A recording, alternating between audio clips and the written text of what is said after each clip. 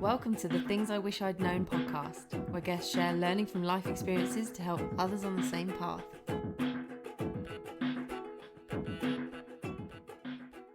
Welcome back to the Things I Wish I'd Known podcast. It's Sophia Giblin here, your podcast host.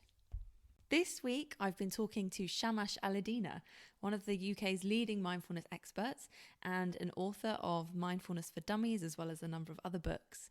And we're talking today about all things mindfulness, therapy, compassion, kindness, and how we can all use mindfulness every day to make our lives better. So I really hope you enjoy this podcast. This is a really fascinating one. I love the science behind the mindfulness. So I hope you enjoy. So I'm here today with Shamash Alidina, the author of Mindfulness for Dummies, not just Mindfulness for Dummies, but an author of 5 books on mindfulness. Yep. Shamash is the co-founder of the Museum of Happiness and your mindfulness teacher training. Mm-hmm. I am mindfulness teacher training. I'm the whole thing. in person, embodied. I don't know what I was even saying. Oh my gosh. That was good though. The rest of it was brilliant. You might do a better job introducing yourself. Shamash, welcome. Thank you very much. Great to be on the show. Thank you so much. We're very excited to hear about the things that you wish that you'd known earlier. And I'm super excited about your take on everything from a mindfulness perspective. Yeah. So why don't you kick off telling us a little bit more about you? Okay, I'll just briefly share my story about how I got into mindfulness and this whole Museum of Happiness thing. So actually I was very kind of driven when I was young. I was very much into science and like a typical perhaps Asian kid. You know, my parents were like, oh, I'm hoping he will become a doctor, or maybe if something goes wrong, an engineer. And so I was kind of building myself up for that, and I was good at that. And I realise now, it's one of the things I can talk about a bit more later on, I kind of built my self-esteem on my kind of academic success and getting the grades A's and stuff. So yeah, that was... we got through school, got all my grade A's, and I remember going to my careers advisor saying, hey, I'm thinking of becoming a doctor. And the first thing he said is, did you know they've got the highest suicide rate? I'm like, no, but you've started to put me off already. Oh, wow.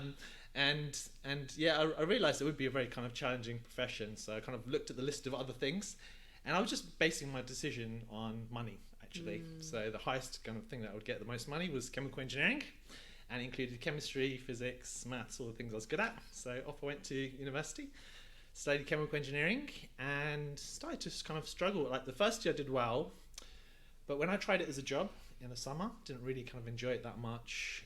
We were designing an oil rig in Indonesia, based in an office sitting in London. I'm like, something doesn't feel right. Didn't feel comfortable doing it. And so I went to a philosophy class, and I discovered mindfulness there, and one thing led to another, and started to first of all be a school teacher, teaching in school, and then ended up doing kind of a whole career writing a book on mindfulness for dummies, and one thing led to another. I can go into that more detail later, but I got passionate about happiness and started a Museum of Happiness, as you do. Yeah. Yeah. Wow, so that was quite a big jump then from your engineering to being a teacher. Yeah, so because I was passionate about science, and I loved science at school, but when I discovered mindfulness, I thought, wow, this is such an amazing skill. I wish I'd learned this when I was younger. I was only age 20 at the time, but I was like, oh my God, I'm so old, and now I'm learning about mindfulness. Wish I'd learned it when I was a child. And so I actually lost interest in engineering, and I just about passed my 3rd year, got through my 4th year. But I just really wanted to, I wished that I could kind of, I wish when I was at school, I was taught mindfulness. And there was actually only 1 or 2 schools at the time that were doing mindfulness, and one of them was this school, St. James in Twickenham. So I thought, okay, let me do teacher training, and if I get a job there, then I will do that as a job. So that's what I did. I applied for that particular job, and I got it, and I was a school teacher there for almost 10 years. And I was teaching the kids from age 10 to 18, and I was not only just teaching them science, but also teaching them a philosophy class once a week, and also teaching them some kind of meditation. So it was like a quiet time at the beginning and the end of each day. And there's also like a small pause at the beginning and the end of each class. And that was good for the children and also good for the teachers. There was that sense of grounding. And then at first, although I found teaching difficult at first, I discovered that actually learning new things and teaching is like my real passion. And I was just reflecting on what my values are. and I just absolutely love it. Like on weekends and stuff, if I've got any free time, I would be reading books, doing online. That's what I was doing yesterday, doing online courses until late in the night, or studying stuff and creating ways of sharing it with others. So I'm really, really passionate about that.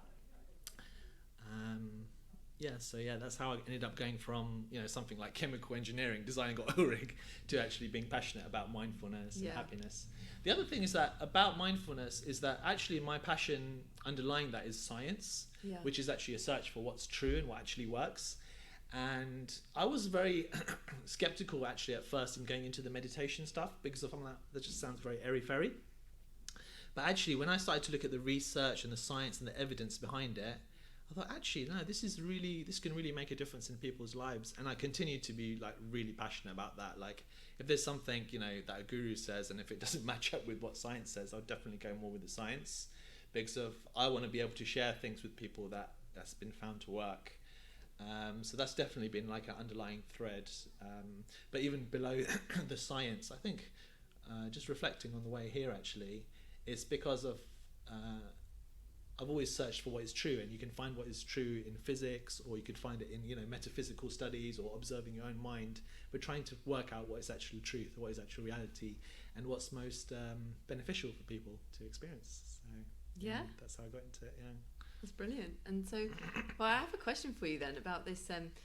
I wonder how many people think of mindfulness as being a bit woo-woo. Do you know that? I hate that phrase. Yeah. But what you're saying is actually you're looking at the science of it.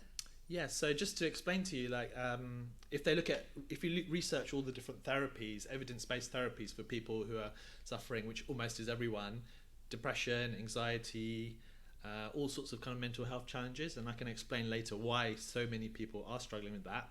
But if you look at the evidence-based approaches, until a few years ago, the best one compared to things like taking out antidepressants and stuff was CBT, cognitive behavioral therapy.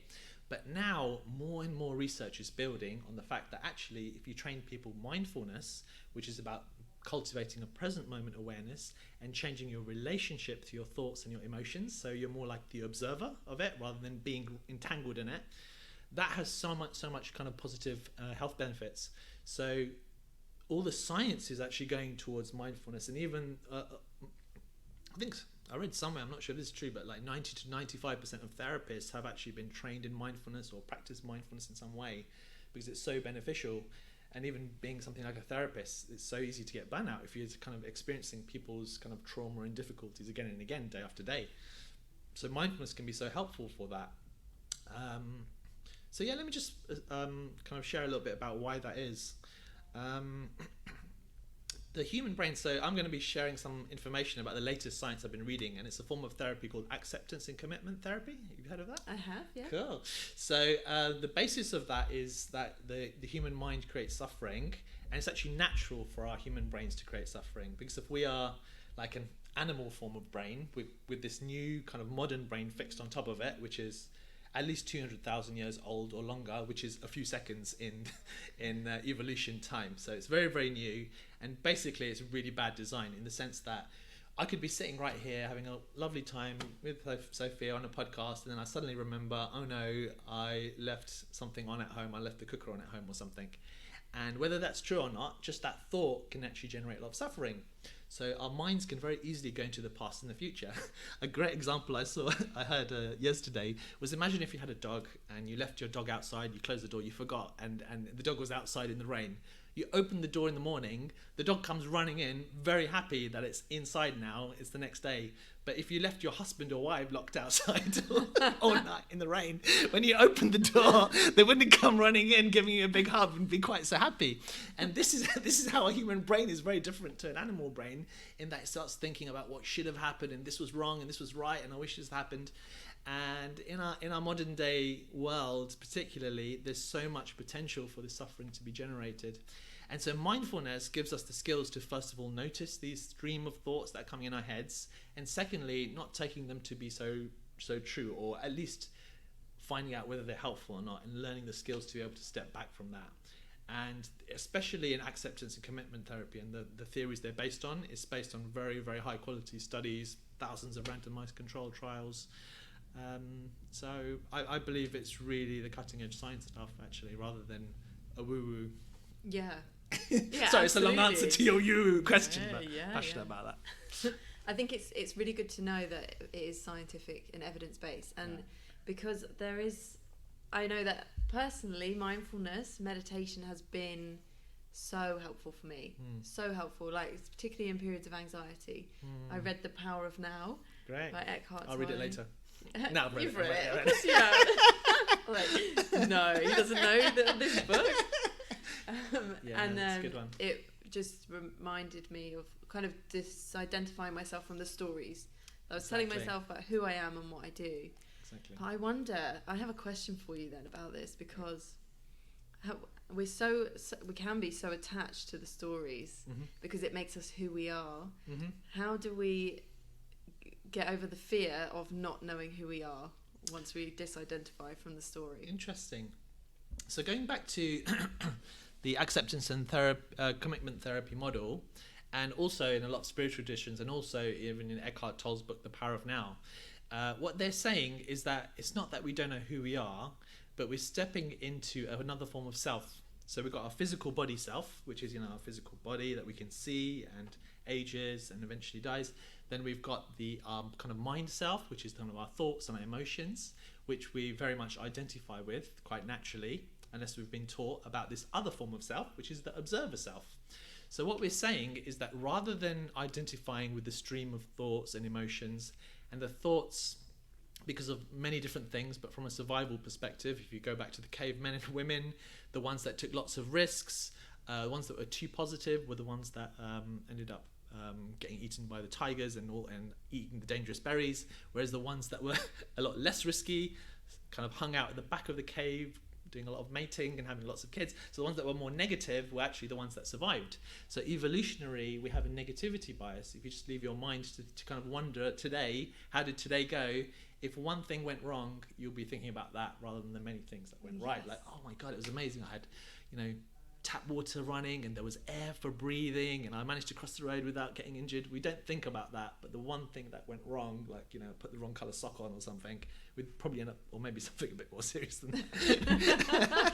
Let me just check myself. Yeah, I'm looking now. No, they're both same the same colour. Same, yeah, that's why I will have only black socks. Can't go wrong. Yeah, so I'm actually not sure where I'm going with this. Oh, yeah, we're talking about the observer self. Yeah. So by identifying with the observer self, you can actually step back from the stream of thoughts which tend to lean towards the negative and stop identifying with it. And there's many ways to do that. And one way is to, for example, reading that book like you thought of, thinking that actually these are just stories in my mind, or I cannot be that which I observe. So, and different types of mindfulness meditations. All these are different exercises to learn to, what they call in actors also, diffuse. So rather than being stuck with your thoughts, you've got that choice, you've got that space. If there's no space there, there's no choice. Like you think that you're a useless person or you're not good enough or whatever, and then you believe that to be true, and that results in the more difficult emotions.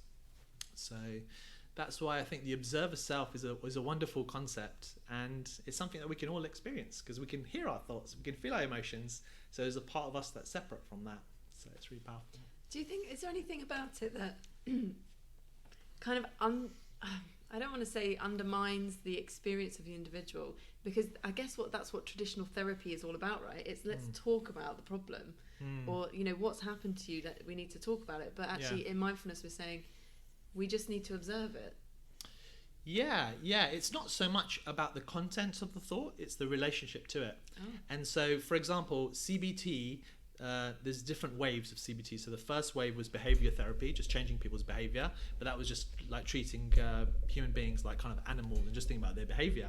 But then there was this second wave, which was CBT, whereas you observe your thoughts and then you challenge it. So if I have the thought, I'm a useless person, and I start thinking, what's the evidence? Actually, no, I managed to walk and come to this office to actually have the podcast, and it was quite difficult to find the room, but I still managed to find it. Yes, I'm successful. So that's about challenging those thoughts. But then Professor Mark Williams from Oxford and his colleagues, they thought, hang on a minute, what about if we do something different? Rather than challenging the thoughts, maybe it's just the relationship, just the fact that you're stepping back from the thoughts. Maybe that's what makes the difference. And so that's what they found through that research, and now even more deeper in other research. It's not the thoughts that itself that are the problem. I could, for example, this is something that everyone can do as long as you're probably not driving. But if you just say in your mind, like, I can't lift my right hand, I can't lift my right hand, I can't lift my right hand. Did I manage to? Yes, yeah. Okay. You did. This is not a video, so you don't know, but I saw it. we've got proof. We'll show you photos later, and you can try this at home on your own too. So you can have the most negative thought and do the opposite of it. Just because you're having the thought doesn't mean that it has the power. It's more to do with whether you believe it to be true. Okay. It's your relationship to it that makes all the difference. And I think that's what he was trying to say in The Power of Now, and this is what the latest findings are in the mindfulness work as well. It's our relationship that matters, and we can change that relationship. That's so interesting. Yeah. I think that is incredibly powerful. And mindfulness is such a big thing in schools now, isn't it? Yeah. Have you experienced any of it? I haven't looked at all the latest research, but I have seen that there's been kind of more funding going into schools. And I think it's a really wonderful thing because of, as I'm sure the listeners and that the mental health challenges for children is on the rise. And so anything that we can do to offer children the tools and resources to be able to handle that is great. And I think mindfulness has got, I think the fact that the research is happening on whether or not it's beneficial for children is great. And from what I've seen, the findings are really positive. And the great thing is that you don't have to do 30-minute meditations to teach mindfulness. You can do it in very short, simple, and for children very creative ways, and maybe weave it with stories and things. And I think from what I've heard, children really love it. The younger children, like primary school, they sometimes children even ask, please miss, please sir, can we actually have a mindfulness because we want to relax. So that kind of awareness that they're actually asking for, I think is really beautiful. So it needs to be done in a way that's kind of fun and accessible for children. So it's like, oh no, not mindfulness. We don't want that kind of response. But I'm really happy. To be honest, having been a school teacher for 10 years, I think it's really important for the teachers and also particularly the head teachers as well. So I'm hoping that they kind of get involved and get the opportunity to practice mindfulness, and maybe not these long mindfulness practices, but something that's right for them, because it's such a stressful environment, and the more kind of anxious and stressed the teachers are, the more likely it's going to go onto the children. So children doing a little course is great, but if the teachers and the parents can learn about it, then it's something that can be an ongoing thing for them. So I think it's really important for that. Yeah, so they can be agents of change for children. See, I wish I'd said that. That's brilliant. Well, that sounds so cool. Agent mindfulness. Yeah, I like that. Yeah, it's that role modelling the behaviour of being mindful of so responding, not reacting. And exactly. We kind of have to live that for children to get it as well, for it to be natural for them to do it, although it can be taught, of course. Yeah, no, I totally agree with you. I think children, having been a teacher, and I'm sure the parents know, they pay a lot more attention to how you behave and how you are as a person than what you say. And I'm sure there's parents that haven't actually even heard of mindfulness, but they behave in a mindful way. So kind of pause and reflect before they give a punishment out or a reward, or respond to children, and really kind of manage to be focused and present with them. Not easy things to do, but I remember meeting parents and parents evening after having taught children for a few months, and you can almost tell quite often because of the way they kind of respond to me is the way the children sometimes respond to me too. So it does definitely have that effect. Not always, but quite often. Yeah, that's interesting, isn't it? Yeah, exactly. Okay, so I wanted to ask you actually about what your thoughts are then on the relationship between screen time and mindfulness. I'm sure this is something that you either think about a lot, talk about a lot, I'm not sure. Yeah, no, I do. I have thought about it quite a lot. I mean, the screen time now is so high, and to be honest, even I use my phone and my laptop a lot. But the last time I looked, I think the average screen time is like 9 or 10 hours a day. A day? A day, yeah. We're on a screen right now. I'm looking at you. Yeah, true. Yeah, no, it's huge. Gosh. And the average time people check their phones is something like 100 times a day. So these things are kind of small distractions, but they build up. And I felt it most when I've gone on things like retreats and things where you don't have access to your phone or your laptop. And I find that my mind becomes more clear. I naturally become more mindfulness and present, and just feel very different compared to going back to the kind of stream of being busy and on screens all the time. So I personally believe there is definitely an impact of being on screens. It also definitely depends how you use your screen and what you're doing on there. Like, are you losing yourself in a reactive way and just going from, you know, social media notification to notification, and same with email, or are you using it more consciously? So just talking for myself personally, I actually I do some writing every day, so I use an app called Self-Control, probably because I don't have enough control. It helps though, and you can actually just decide kind of which different websites to block, so kind of Facebook, Twitter, Instagram, all the others. So I just block all the ones that I don't want to use, so then I'm just on my Google Doc and I'm just able to focus for several hours. And every now and then I would try to go to social media, it wouldn't work. I'm like, oh, I'm glad I've got a self-control app. So little tricks like that can actually help. And, you know, just switching my phone off or putting it on airplane mode or leaving it behind before I go for walks. It feels weird for me to even go for a walk without my phone now. I don't know about you, but it feels strange, but then it feels so good as well. But we live in such a massive ocean of information. It's just huge. Something like, you know, one day of information now was like 100 years of information back in the days. So it is really, we don't notice the impact on it. I think it's so big. So reducing our screen time, I think, is a great thing to do. First step is just to take small steps, I think. Some of the things that I've shared. There are certain apps that you can get on your phone. But you can also use your phone in a positive way in terms of listening to mindful exercises. There's lots of mindfulness apps now, and some people are against that, but I think, you know, if you're already addicted to your phone, using it in a positive way and that way, I think can be good as well.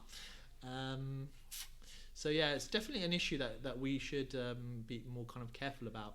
I was at my friend's house when I was traveling recently, and he had this plastic box and it had a timer on it, and they'd put two of their iPads in it and a phone in it, and there was a timer. And so the box stays locked for a certain number of hours. And so it said it had like a 9-hour timer, and then after that they could use it. Have you seen one of those? No, that sounds great. It's a brilliant idea. Yeah. So I was thinking of getting that for myself, actually. Yeah. Because of, I think as long as it's there, there's a temptation. I've also noticed if I have my phone in my pocket, even if it's switched off or in airplane mode, the fact that it's there's a certain psychological impact it has, and I know that it's available for me to check or to take photos. But if I don't have it on at all, I don't know, somehow it's a little bit more relaxing. I don't know if you've noticed that, but there's an effect on that too. Yeah. So yeah, that's a huge issue, and especially I'm concerned about children as well, growing up in the generation where you just always see phones and always on the internet, and the impact of that. So yeah, something else to be mindful about. I think, as you said, it's that thing about relationship, isn't it, between yourself and how you're using your phone.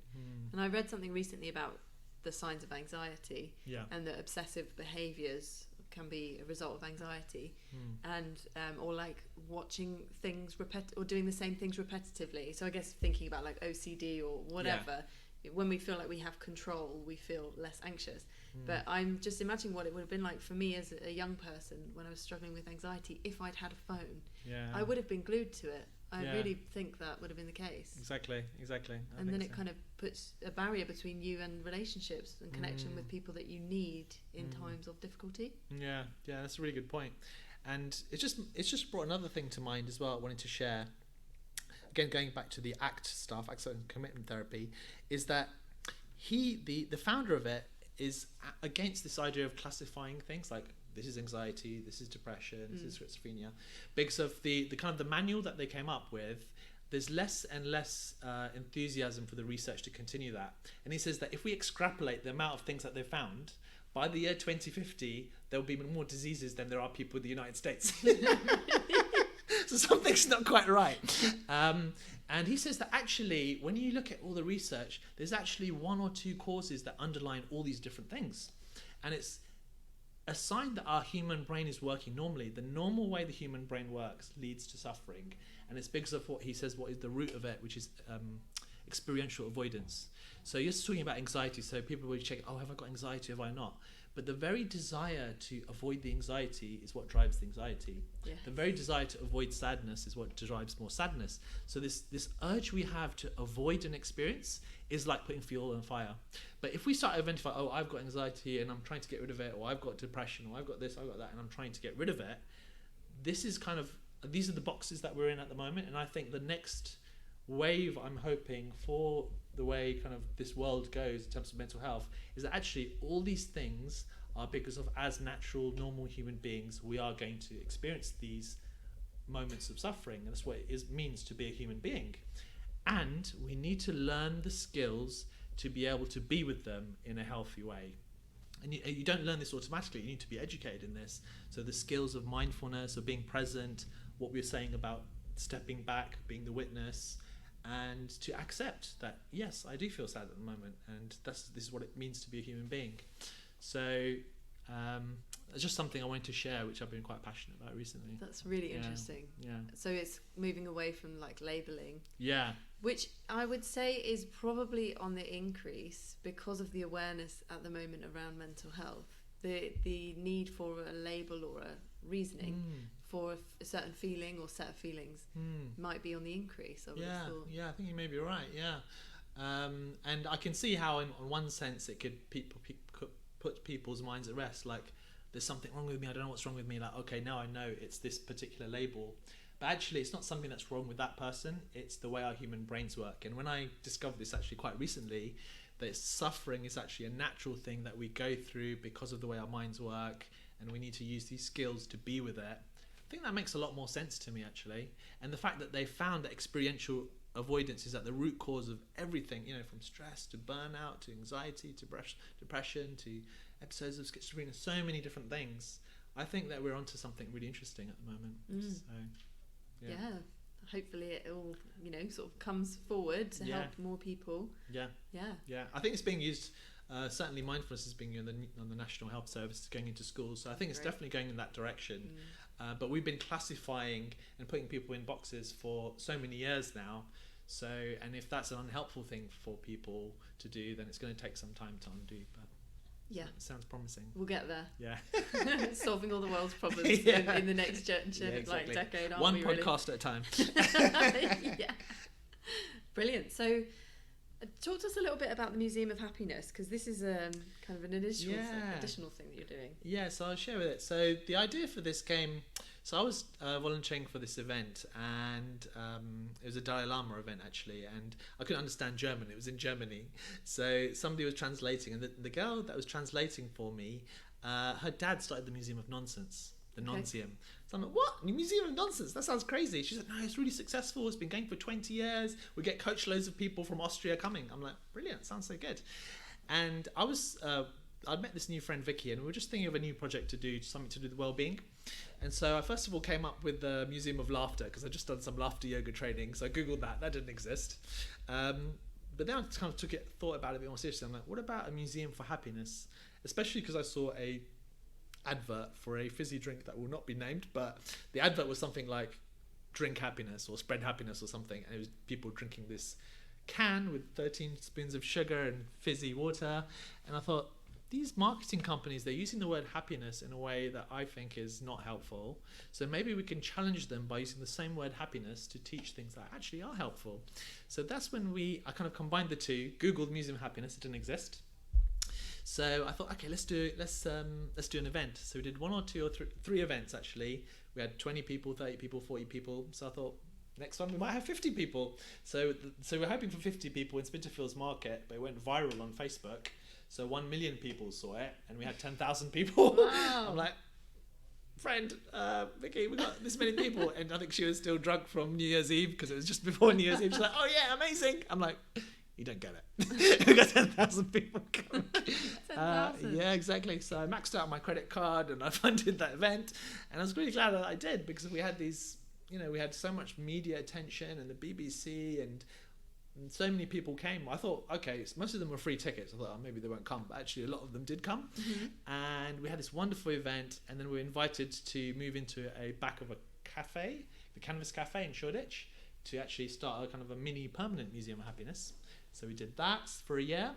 Then we ended up getting invited to the UK's biggest homeless hostel in Camden. So we started our non-profit there, and we're just teaching the skills based from positive psychology. So we've actually come up with 10 ways to well-being. Actually, the acronym's Happy World. So it's about happy habits, appreciation, sense of playfulness, sense of purpose, about you and your environment, wisdom and wonder, observe and be mindful, the importance of relationships. L stands for love and self-compassion, and D is having a sense of direction. So we've looked at the positive psychology, the science, and then we do different kinds of workshops, events, classes based on that. And so we were in a homeless hostel for a year, and then we were using a venue in Shoreditch again for a year, and now we're in different venues.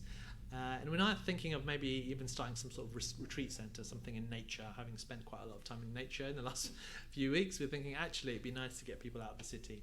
But the idea is we take the science of happiness, make it kind of fun and playful and engaging so that people can learn about it. Because there's loads of information. You go to a bookshop and there's loads of books on the science of happiness and well-being. There's loads of websites. But where do you actually go to learn about it? There isn't that much for that. So that's kind of trying to meet that need. Brilliant. Yeah. And the Museum of Happiness is open to anyone and everyone who wants to learn about it? Yeah. From age 1 to 1 million.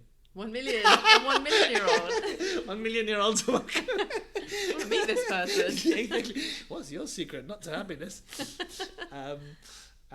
So it's open to everyone. We try to get people from all sorts of ages and backgrounds, and we even have prices that we try to keep it as accessible or even free as well. So the idea is to keep it as accessible as possible.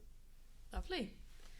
So what things then do you wish that you had known slightly earlier? You've obviously been on a really long journey of learning. Yeah. There's a huge amount of knowledge that you've got now. What would you share with somebody who's like slightly earlier in the journey? Yeah, so I don't feel I ever made any mistakes as such. I don't like to see it that way, and I don't feel anyone does, because I think everyone does the best they can in terms of the decisions they make at the time. So if we rewind back to my moment when I was with my careers advisor and I looked at that book and I looked at how much money the most would make and chose a degree based on that, I wish I'd obviously known about things like mindfulness and meditation and the importance of being present and all the things that I've shared, which I discovered later. This is something I would urge people to do. Like, I'm particularly fascinated with truth and about science and about well-being and about flourishing, how to create a flourishing life. And so because I've found that passion, I kind of followed that passion with what I do. So for anyone listening earlier in their careers or even students, try not to just think about money. I know people have to go on that journey and think, okay, if they're determined that they think money's going to make them happy, you can tell them as much as you want, but that's what they'll do for a while, and hopefully they'll discover, or they probably will, that that's not going to lead to a life of fulfillment. Do your research. If you're a bit of a science person, then look at the evidence and the science on well-being and money, like lottery winners. What happens to them after they win the lottery? What happens to their well-being and happiness? Look at people who are not so wealthy. What happens to them? So not making a decision based on finances alone, I would say, is the first thing. What does the science say about that? So up to the amounts kind of vary, but it's around in the UK it would be like £30,000 or £40,000. Beyond that, the amount of well-being that increases just totally flattens out. Really? So from 0 to up to that number, because if you're kind of getting your food, your shelter, your clothing, all your basic needs, and maybe some time for holidays and stuff. But beyond that, it really flattens out. So it makes no difference. Like if you're earning 1 million and you go to 2 million, your happiness is not going to go up, because there's always a sense of, actually, I could earn a bit more. So once you get to 40 or 50k in the UK anyway, if you make decisions based on putting loads of effort in to try and make that more money to the detriment of your relationships, that's one of the worst decisions you can make for your well-being and for the people around you, I feel, because of it would impact your well-being in a negative way potentially. So that's the first thing. If you look at, there's another interesting research on lottery winners and people who have had an accident that actually get paralyzed from the neck down, and amazingly, the lottery winners, after 1 year, their happiness level goes back to what it was originally, and sometimes lower, because of they lose their friends and stuff like that, because suddenly everybody wants to borrow money from you, whereas before they didn't, and they're really upset if you don't give them money. And people who'd had these kind of car accidents or accidents where they kind of got paralyzed, you'd think that their well-being would go down, and it does go down for a year or so, but then it starts to go back up to what it was before. And there's this thing in positive psychology called post-traumatic growth, which is when people have a really difficult challenge, rather than it leading to a negative, for most people, or majority of people, there's a sense of a spiritual growth, a sense of greater meaning and purpose that they find. They suddenly realize, wow, I'm so lucky with what I've got. I'm so grateful that I've actually survived this. And actually there's this sense of growth and seeing things from a positive perspective. So interestingly, even the big challenges that you have in your life can lead to this post-traumatic growth. So yeah, I've not heard of that before. Yeah. It's really. I mean, it makes sense, right? Yeah. And if you reflect on your life and the listeners as well, you would think of the moments where you have these real difficulties. People even quite often talk about it with things like cancer. When they get cancer, you think, how's that the best thing that happened to your life? But they say, yeah, no, it really woke me up. I realised all the things I do have in my life that are really valuable. So I stopped focusing on the superficial things that weren't so valuable. So we don't have to wait for that. We can at any moment reflect on that. But when these things happen, they do wake us up to what really matters. So it's interesting. Yeah. Shift in perspective. Yeah, exactly. So what other things would you like to share with us that you wish you'd known? What else would I like to know? Well, this mindfulness stuff, I'd just like to say a little bit more about it, because of up to age 20, 21, 22, I lived in the future, always for the future. So I didn't see the point of living in the present moment. I'm like, why would you even want to look at the trees or the flowers or the sky or the birds and all this stuff? I was constantly in my head, and so always planning for a better future. So I'll be happy when I get here. I'll be happy once I get a good career, or when my organization is successful, or once I get married, or once and after that it would be children. Be one thing after, I'll be happy if. And so this idea of actually, that's all fair enough, and yeah, we do need to spend some time doing some planning or thinking about the future, but I lent way too much into that. So if I'd actually had the opportunity to just take a moment to reflect, or if someone had told me, actually, the future's not the only place to be.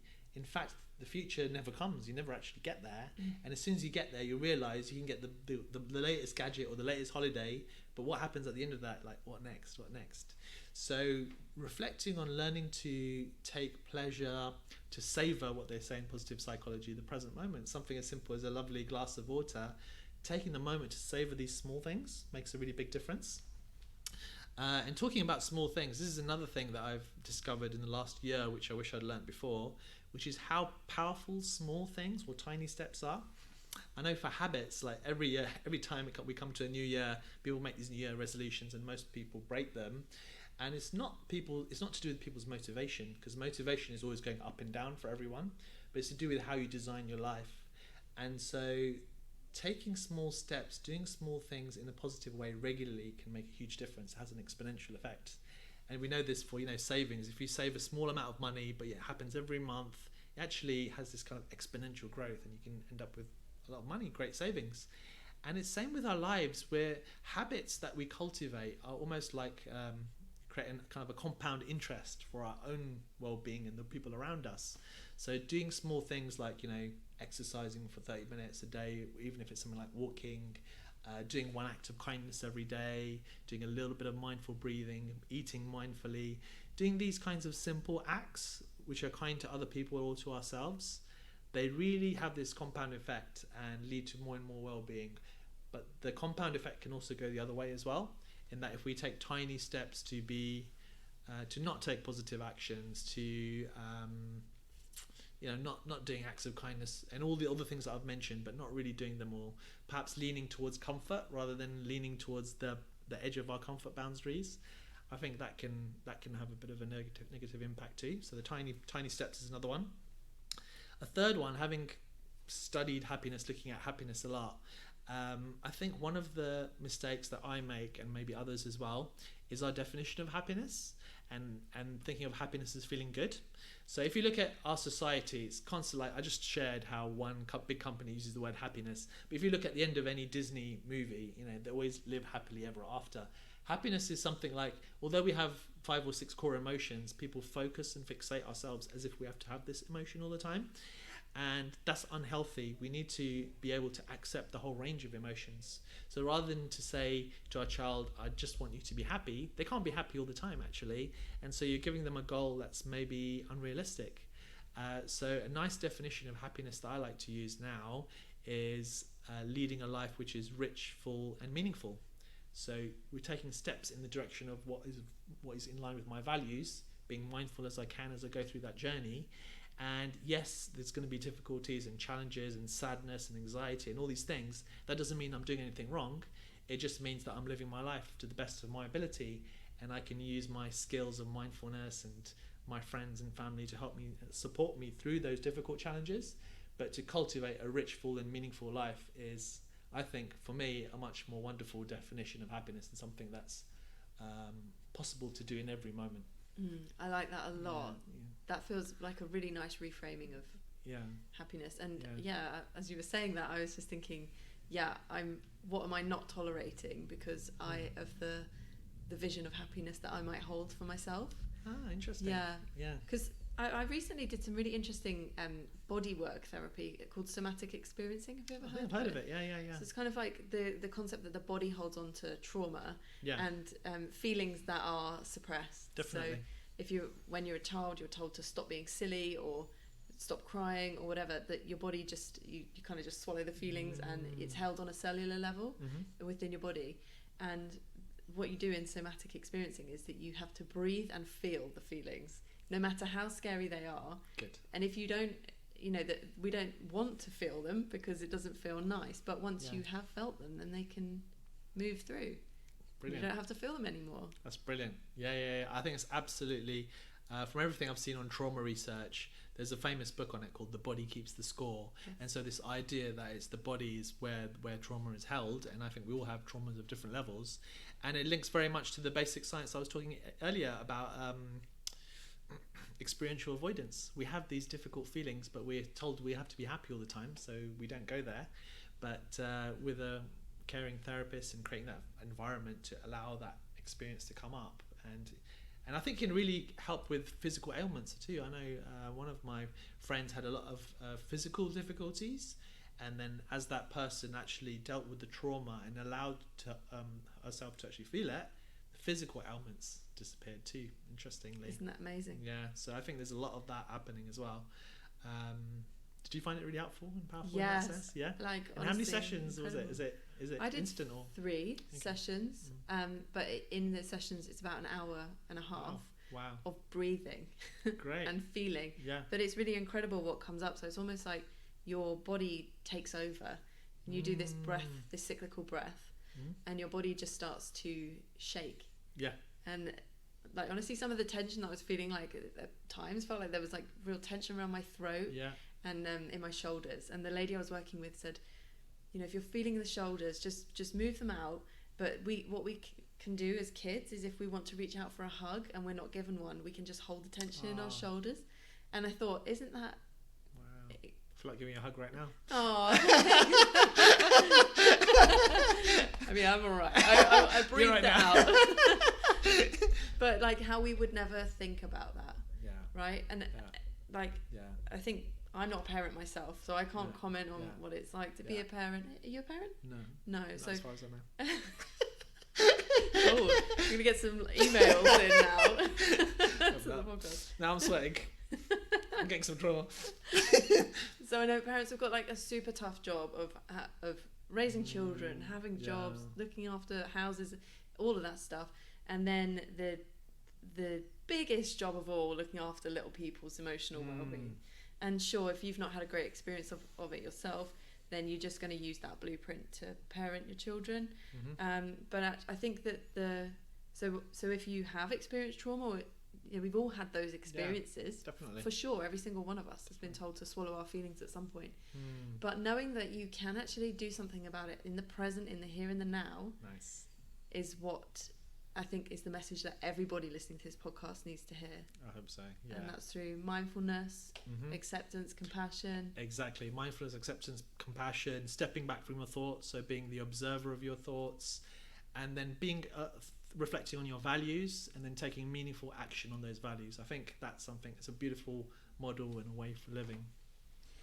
Thank you so much, Shamash. That has been such an interesting episode, and I hope everybody is feeling inspired to take some steps. So thank you so much. And You're I'm just going to say, if anyone's listening to this, we have got a little bit of bonus content coming up. Shamash is going to do a very special guided meditation for you that you can access inside our Facebook group. So Cool. I will let you know where you can access that. But thank you so much, Shamash, once again. Thank you, Sophia. It's been a real pleasure. Great questions. I really enjoyed it. Oh, thank you. And we'll see you soon, I hope. Bye. Bye. So I hope you enjoyed that episode of Things I Wish I'd Known. I found it really fascinating. I really enjoyed the conversation I had with Shamash. And if you're interested in any of the work that he does, just check out the links in the podcast bio here. And go and visit the Museum of Happiness in London if you can. And check out some of Shamash's other work. So also, we've got a special bonus for anybody who's in our Supporting Children Through Play Facebook group. Shamash recorded a special meditation for us, which was all about letting go of the baggage of the past and the expectations of the future. It's brilliant. So if you want to get access to that, come over and join our Facebook group. The link is in the bio in the podcast. And I look forward to seeing you on the next episode.